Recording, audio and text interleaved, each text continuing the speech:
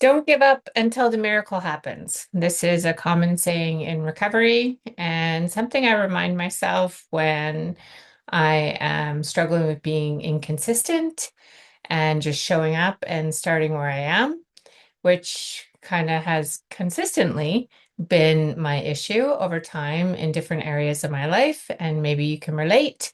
So, what I've learned about that is to not give up and to be determined, but also to kind of relieve the pressure around showing up and letting showing up and letting being consistent be actually the goal instead of being great at what I'm trying to do, which clearly isn't happening yet. But hopefully, if I continue showing up and I continue being consistent, then one day I will be great at whatever it is I'm trying to do.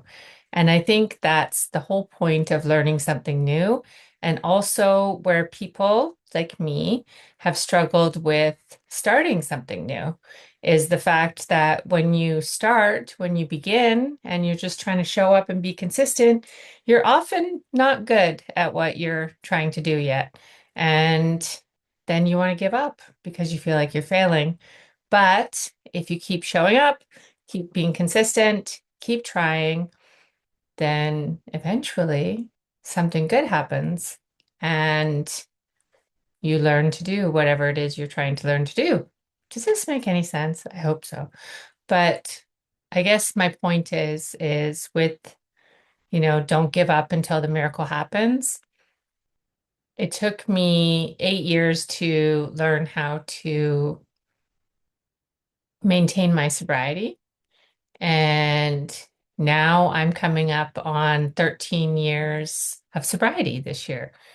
And what I've learned from that is that showing up and being consistent is more important than doing it perfectly.